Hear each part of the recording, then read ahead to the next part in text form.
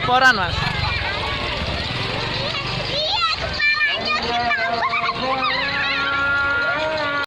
Cewek yang nanya tapi bapak ke kamera, Mas. Kita sebagai Pak di sini, Pak. Saya mantan sekdes Sukamukti yang kedua periode. Maksud dua periode itu Sukamukti yang ada kepala desa yang kedua. Bagaimana sih Pak? Asal usul yang Tanjung Rancing yang sekarang bermasalah itu Pak, yang menjadi permasalahan.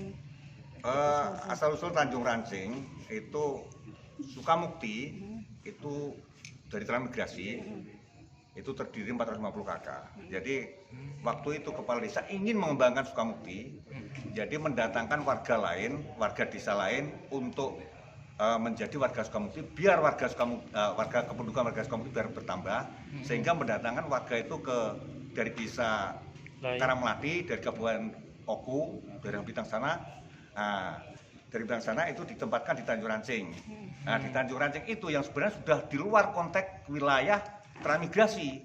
Artinya pemerintah desa itu akan mengembangkan desa.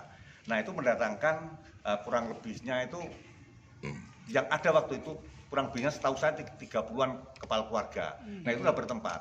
Nah, setelah bertempat di situ itu belum ada kebun kelapa sawit, dia itu pulang nggak kerasan. Untuk yang masih ada yang di sini itu ya dikasih lah untuk plasmanya kebun sawit itu ada. Itu masih beberapa orang yang ada di sini, yang masih tinggal di sini itu ada. Namun ya untuk yang balik itu udah dikasih. Namun dengan adanya itu pernah terjadi penuntutan setelah ada kebun sawit itu menuntut warga Karangmelati itu sudah dikompensasi oleh almarhum mantan kepala desa Bapak Sunarto Hadi itu kurang lebihnya 33 hektar. Nah, itu sudah dikompensasi oleh Bapak Sunarto. Yang menerima uangnya pun itu diketahui kepala desa Karangmelati waktu itu. Dengan adanya ini ada warga kita Sukamukti yang menjadi menjadi penggerak itu merasa mereka belum dikasih sehingga dia sampai sekarang itu menuntut. Itu wajar. Kalau waktu itu Pak Sunarto almarhum itu memberi, saya kira nggak terjadi.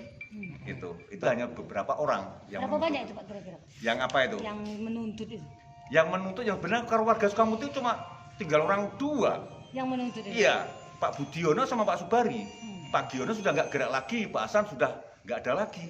Pak Budiono itu yang saksi dipanggil dari Polda yang tidak hadir itu warga mana Pak? Warga Sukamukti. Oh, asli sini.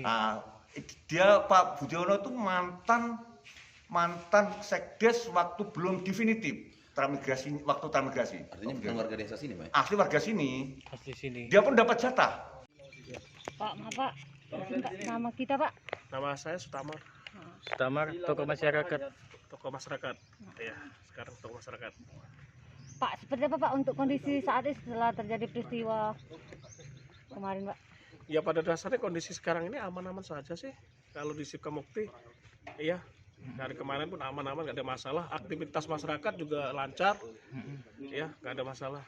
Yang beraktivitas ke kebun, bahkan tadi kalangan juga berjalan. Ada kalangan kita kan hari Sabtu dengan hari Rabu, lancar kalangan, nggak ada masalah. Kondusif, nggak ada masalah. Pak, ini petugas kepolisian sudah atau masih di standby kan di desa Pak? Sebagian adalah, karena ada pospol juga kan, ada untuk menjaga keamanan, ketertiban itu ada. Cuman positif kondisif, iya kondisif ya. Pak, kalau untuk beberapa masyarakat yang sebelumnya menduduki lahan saat ini sudah kembali atau bagaimana Pak? Sudah kembali sebagian, karena itu pada dasarnya warga itu kan bukan seluruh warga Sukamukti sih, bukan. Itu selalu mengatasnamakan Sukamukti padahal bukan warga Sukamukti. Satu pun tidak ada Pak ya? Ada, cuman nggak nyampe sih sekian persen, 0, sekian persennya lah. Oh, gitu. Mungkin sekitar 20 sampai 50 orang lah warga Sukamukti itu. Sekarang sudah kembali normal pulang ke rumah masing-masing. Sudah. Ya antisipasinya ya kita kalau memang itu hak mereka ya kita tempuh secara hukum. Kan itu kan, jangan menduduki lahan, kan itu kan, kita tempuh secara hukum, di mana hukum yang menentukan, kan itu, jangan kita arogan duduk di lahan, ujungnya timbul masalah, konflik kayak kemarin, kan itu, kalau kita punya hak, punya data, ya kita secara hukum dong, kan itu, kita adu di pengadilan, biar pengadilan yang menentukan, negara kita negara hukum, Kan itu yang harus kita junjung tinggi. Ya. Pak, himbauan bagi Saya harap kalau memang bukan warga kita, jangan selamatkan warga Sukabumi dong. Yang pertama, yang kedua, yaitu kalau memang punya ya perjuangkan, tapi dengan cara yang benar, cara hukum. Kan itu, jangan kita saling klaim, saling apa kan? Kan itu, mas aku kalau memang punya dasar ya kita inilah.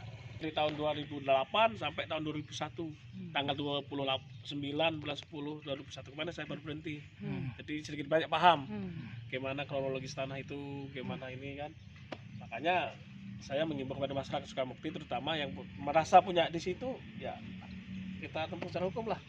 Dasar-dasar dia yang punya kuat apa, jangan kita. Kita sebagai apa Pak di sini Pak? Saya staf di PT TMM.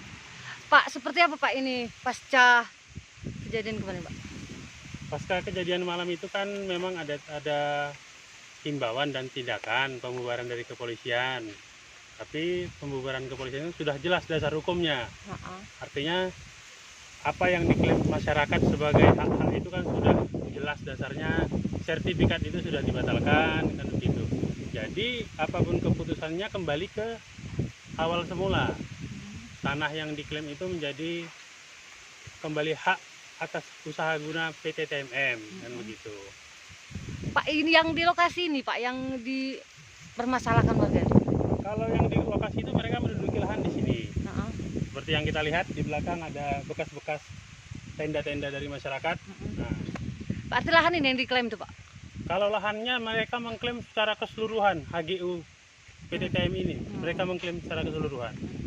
berapa banyak Tapi surat-surat yang mereka miliki sejumlah 36 itu sudah dibatalkan oleh BPN. Untuk luas lahan yang Luas lahan yang diklaim mereka itu suratnya kurang lebih 72 hektar yang ada suratnya. Kalau HGU kita ini kan 700-an hektar. Seperti itu. Pak, pihak BPN telah turun ke lokasi ini Pak untuk Ada mengukur. perwakilan BPN yang sudah turun ke lokasi.